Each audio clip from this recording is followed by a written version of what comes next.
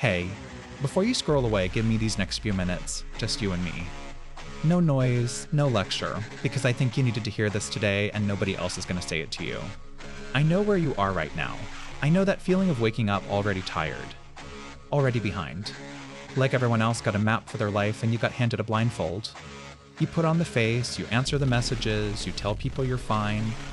But in the quiet, when the phone finally goes dark, you feel it. That heavy, aching sense that you were supposed to be more by now.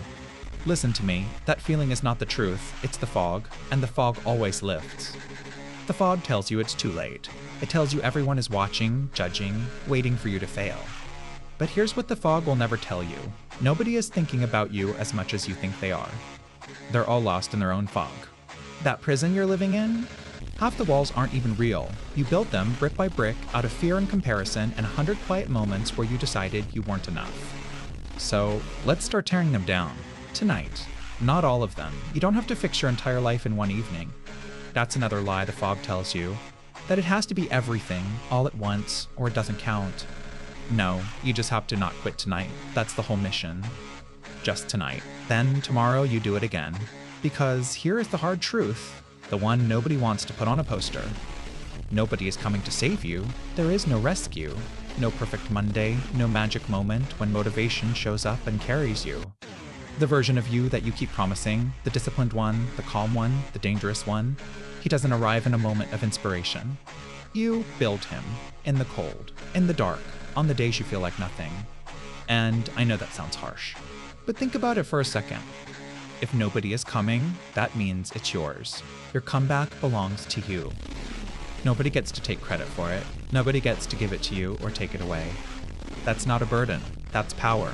Discipline. People hear that word and they flinch. They picture punishment, cold showers, someone screaming in their face. But that's not what it is. Discipline is self-respect made visible. It's the promise you make to the person you could still become. Every single time you do the hard thing when it would be easier to fold, you cast a vote for that person. You tell him, I see you. I haven't given up on you. And every time you quit, you cast a vote against him. You tell him he's not worth the effort. So the real question isn't whether you feel motivated. The question is, who are you voting for today? Comfort will fight you on this. Comfort is not your friend. It feels like safety, but it's a slow death dressed up as rest. It whispers, stay in bed, scroll a little longer, start tomorrow. It always says tomorrow, but tomorrow is where your potential goes to die. The pain of discipline weighs ounces. The pain of regret weighs tons. One day, you will carry one of them for the rest of your life. You get to choose which. Choose your weight. Let me tell you where your life actually changes. It's not on the stage. It's not the highlight reel. It's the empty gym at 5 a.m. The blank page when the words won't come. The cold water. The run you do alone in the rain with nobody clapping. That's not the boring part before the success. That is the success. What you do when no one is watching is who you actually are. Everything else is a costume. And I need you to understand something about how this really works. You do not rise to the level of your goals. You fall to the level of your habits. You can want it with everything in you, but wanting is not a plan. On the hard days, and there will be hard days, you will not rise to your dreams. You will sink to your systems. So build systems a soldier would respect. Show up on the days you don't feel like it, especially those days. Those are the days that count double, because those are the days that build the man. There will be moments you want to give up, not dramatic moments. Quiet ones. A Tuesday, nothing special, just you, tired, uninspired, and the whole world telling you it's okay to stop. And in that moment, I want you to remember, somewhere inside you, there is a person who refuses to stay down. I've seen him. He showed up every time life tried to bury you, and you're still here, still breathing, still fighting. He's not gone. He's just waiting for you to call on him again. So call on him, get up, wipe your face, take one small step, and then another. You don't need to feel ready. Ready is a feeling that comes after you start, not before. The comeback doesn't begin when the fear disappears. It begins the moment you decide you're done being where you are.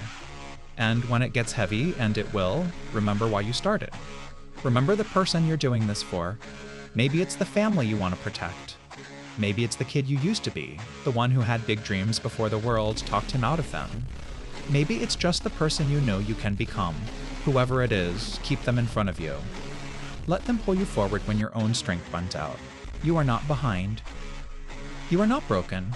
You are not too late. You are a person standing at the bottom of a climb, and every person you admire once stood exactly where you are standing right now. The only difference between them and everyone else is that they took the first step while they were still afraid, and then they refused to stop.